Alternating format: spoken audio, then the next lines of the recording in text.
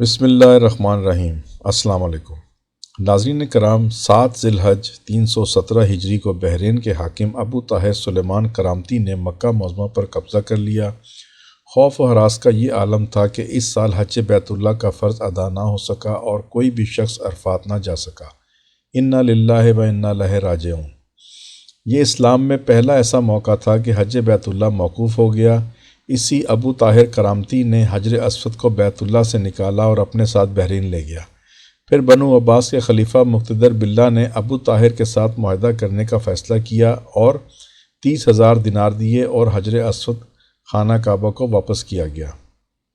یہ واپسی 339 ہجری کو ہوئی، گویا کہ 22 سال تک خانہ کعبہ حجر اسود سے خالی رہا۔ جب فیصلہ ہوا کہ حجر اسود کو واپس کیا جائے گا تو اس سلسلے میں خلیفہ وقت نے ایک بڑے عالم محدث عبداللہ رحمۃ اللہ علیہ کو حجر اسود کی وصولی کے لیے ایک وفد کے ساتھ بحرین بھجوایا۔ یہ واقعہ علامہ سیوطی رحمۃ اللہ علیہ کی روایت سے اس طرح نقل کیا گیا ہے کہ جب شیخ عبداللہ بحرین پہنچے تو بحرین کے حاکم نے ایک تقریب کا اہتمام کیا جہاں حجر اسود کو ان کے حوالے کیا جانا تھا۔ اب انہوں نے ایک پتھر جو خوشبودار تھا ایک خوبصورت غلاف سے نکالا اور کہا گیا کہ یہ حجر اسود ہے، اسے لے جائیں۔ محدث عبداللہ رحمۃ اللہ علیہ نے فرمایا کہ حجر اسود میں 2 نشانیاں ہیں، اگر اس میں یہ نشانیاں پائی جائیں تو یہ حجر اسود ہوگا ورنہ نہیں۔ ایک تو یہ کہ پانی میں ڈوبتا نہیں، دوسری یہ کہ آگ سے بھی گرم نہیں ہوتا۔ اس پتھر کو جب پانی میں ڈالا گیا تو ڈوب گیا، پھر آگ میں اسے ڈالا گیا تو سخت گرم ہو گیا یہاں تک کہ پھٹ گیا۔ محدث عبداللہ رحمۃ اللہ علیہ نے فرمایا یہ ہمارا حجر اسود نہیں ہے۔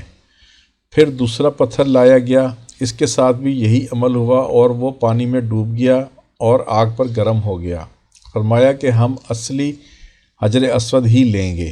پھر اصل حجر اسود لایا گیا اور آگ میں ڈالا گیا تو ٹھنڈا نکلا، پھر پانی میں ڈالا گیا تو وہ پھول کی طرح پانی کے اوپر تیرنے لگا۔